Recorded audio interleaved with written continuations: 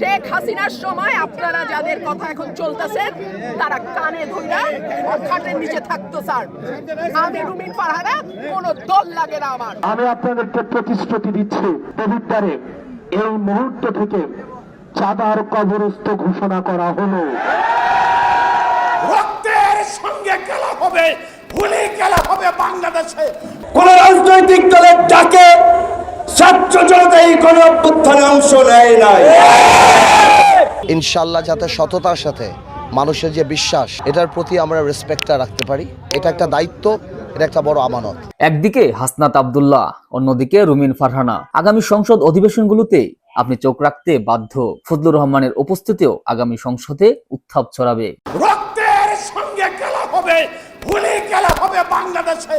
এছাড়া আন্দালিব রহমান পার্থ ও নুরুল হক নুরুরাও সংসদে গলা ফাটাতে মুখিয়ে আছেন। ভুলে গেলে চলবে না, কোন রাজনৈতিক দলের ডাকে ছাত্র জনতা এই কোন অভ্যুত্থানে অংশ নেয় নাই। আগামী জাতীয় সংসদে যেসব সদস্যদের উপস্থিতি ভিন্ন আমেজ তৈরি করবে তাদের সম্পর্কে বিস্তারিত জেনে নেওয়া যাক। শুরুতেই হাসনাত আব্দুল্লাহ। কুমিল্লা ৪ তথা দেবিদ্বার আসনে নিরঙ্কুশ বিজয় পেয়ে সংসদ সদস্য হয়েছেন এই তরুণ। নির্বাচনের আগে হাসনাত বলেছিলেন, সংসদে গেলে ঋণ খেলাফিদের ঘুম হারাম করে দিবেন, দায়িত্ব পেলে চাঁদাবাজ ও মাদক কারবারিদের উৎখাত করবেন।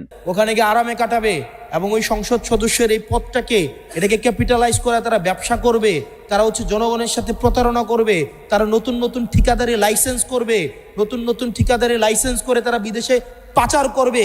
ওই সব সংসদ সদস্যদের ঘুম হারাম করে দেবে ইনশাআল্লাহ। তেমনটা হলে সংসদে একটা ধামাকা হতে যাচ্ছে। হাসনাত সংসদে দুর্নীতি ও অনিয়মের বিরুদ্ধে নিজেকে একজন আপোষহীন এবং শক্তিশালী কণ্ঠস্বর হিসাবে প্রতিষ্ঠিত করবেন ধারণা মানুষের। তৃণমূল পর্যায়ে সংকট থেকে শুরু করে প্রশাসনে রঞ্জে রঞ্জে জেকে বসার দুর্নীতির স্বরূপ উন্মোচন করে তিনি সংসদে যুক্তি নির্ভর সমালোচনার ঝড় তুলবেন।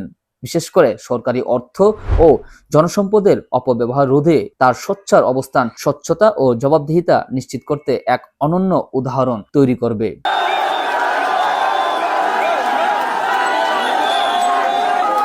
এই মুহূর্ত থেকে চাঁদার কবরস্থ ঘোষণা করা হলো।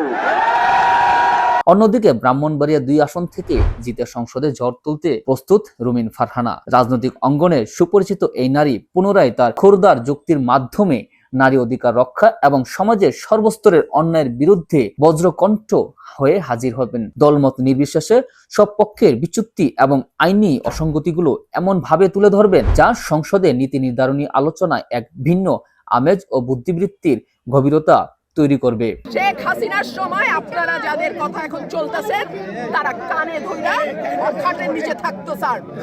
আমি রুমিন ফারহানা, কোনো দল লাগে না আমার। প্রান্তিক নারীদের সুরক্ষা থেকে শুরু করে বিচারহীনতার সংস্কৃতির বিরুদ্ধে তার আইনি ও রাজনৈতিক লড়াই সংসদকে একটি কার্যকর তদারকি প্রতিষ্ঠানে রূপ দিতে সাহায্য করবে। অতীতে আওয়ামী লীগ সরকার থাকা অবস্থাতেও সংসদে রুমিনের সৌরভ উপস্থিতি ছিল। উনি আমার কথার যুক্তি না পেয়ে শেষমেশ সংসদে আমার পোশাক নিয়ে আলোচনা হবে কিনা এই ধরনের অভব্য কথা ওনার মুখ থেকে আমরা আশা করি না। এদিকে সংসদীয় বিতর্কে অন্যতম বড় আকর্ষণ হতে পারেন বর্ষিয়ান ও তেজস্বী নেতা ফজলুর রহমান। ফজলুর রহমান কিশোরগঞ্জ ৪ আসন থেকে নির্বাচিত হয়েছেন। মুক্তিযুদ্ধের চেতনা রক্ষা এবং উগ্রবাদের বিরুদ্ধে তার অবস্থান চিরকালই আপোষহীন। এবার সেটাও সংসদে দেখা যাবে। এই পৃথিবীতে একটা মাত্র মুনাফিকের দল ইসলামের নাম বলে, তার নাম হলো জামাত। বিশেষ করে জামাত ও তাদের সাম্প্রদায়িক রাজনৈতিক দর্শনের বিরুদ্ধে তিনি সংসদে ঐতিহাসিক ও তাত্ত্বিক যুক্তি দিয়ে এক প্রকার রুদ্রমূর্তি ধারণ করবেন, যা দেশের সার্বভৌমত্ব ও মুক্তিযুদ্ধের অবিনাশী মূল্যবোধকে সমুন্নত রাখতে সহায়ক হবে। তার প্রতিটি বক্তব্য হবে ইতিহাসের দলিল এবং নতুন প্রজন্মের জন্য দেশপ্রেমের শিক্ষা। এই রাজাকারের বাচ্চারা মুক্তিযুদ্ধ যদি না মানুষ, পাকিস্তান যদি মানুষ, তাহলে পাকিস্তানে যা এটা বাংলাদেশ থাকবে। ঠিক একইভাবে দ্বীপজেলা ভোলার সাধারণ মানুষের অধিকার আদায়ে এবং যে কোনো ধরনের অন্যায়ের বিরুদ্ধে সোচ্চার ভূমিকা নিয়ে হাজির হবেন আন্দালিব রহমান পার্থ। তিনি নির্বাচিত হয়েছেন ভোলা ১ আসনে। অতীতে পার্থ যখন এমপি ছিলেন ওই সময়টায় তিনি সংসদে অধিবেশনে বেশ সক্রিয় ভূমিকা পালন করেন। পরাজিত দলের সদস্য হয়েও নিজ আসনের মানুষের অধিকার আদায়ের কথা, সরকার পক্ষে নানা অনিয়ম নিয়ে সাবলীল বক্তব্য হরহামেশাই সংসদে তুলে ধরেন তিনি। হেফাজত ইসলামের প্রতি আমাদের দৃষ্টিভঙ্গিটার ব্যাপারে আমি একটু কথা বলতে চাই। মাই স্পিকার, আমি দেখলাম আলামা শফি সাহেব 90 বছর বয়স, হেলিকপ্টার করে কোথায় গিয়েছেন?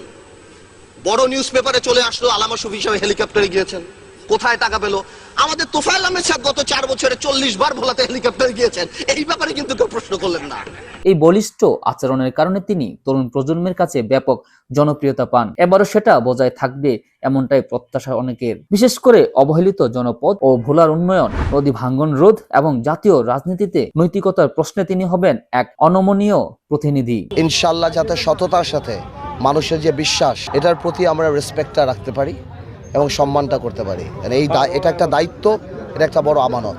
এদিকে দীর্ঘ লড়াই সংগ্রামের মাঠ থেকে উঠে আসা ঢাকা বিশ্ববিদ্যালয় কেন্দ্রীয় ছাত্র সংসদের সাবেক ভিপি নুরুল হক নূর নতুন সংসদ সদস্য হিসেবে এক অভূতপূর্ব চাঞ্চল্য ও আমেজ নিয়ে আসতে পারেন। তিনি সংসদ সদস্য হয়েছেন পটুয়াখালী 3 আসন থেকে। তরুণ প্রজন্মের দীর্ঘদিনের পুঞ্জীভূত আকাঙ্ক্ষা এবং রাষ্ট্রীয় কাঠামোর আমূল সংস্কারের দাবিতে তিনি সংসদে প্রথম দিন থেকেই সাহসী ভূমিকা পালন করবেন। তথাগত রাজনীতির গণ্ডি পেরিয়ে রাজপথের ক্ষোভকে সংসদীয় ভাষায় রূপান্তর করার ক্ষেত্রে তার উপস্থিতি হবে তাৎপর্যপূর্ণ। এই বৈচিত্র্যময় রাজনৈতিক ব্যক্তিত্বরা যখন একই ছাদের নিচে মিলিত হবে, তখন সংসদীয় গণতন্ত্র এক অনন্য উচ্চতা স্পর্শ করবে। তাদের ব্যক্তিগত অভিজ্ঞতা, রাজনৈতিক দর্শন এবং জনগণের প্রতি দায়বদ্ধতা দেশের সাধারণ মানুষকে আবারও সংসদীয় কার্যক্রমের প্রতি আগ্রহ করে তুলবে। এই সংসদের এক একটি বক্তব্য যেমন সামাজিক যোগাযোগ মাধ্যমে ভাইরাল হবে, তেমনি তার নীতি নির্ধারকদের বাধ্য করবে জনমুখী সিদ্ধান্ত নিতে। বাংলাদেশকে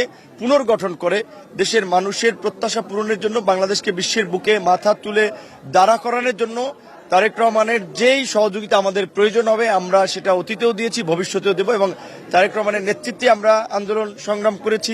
ফলে আগামী সংসদ হয়ে উঠবে প্রকৃত অর্থেই 16 কোটি মানুষের আশা আকাঙ্ক্ষার কেন্দ্রবিন্দু।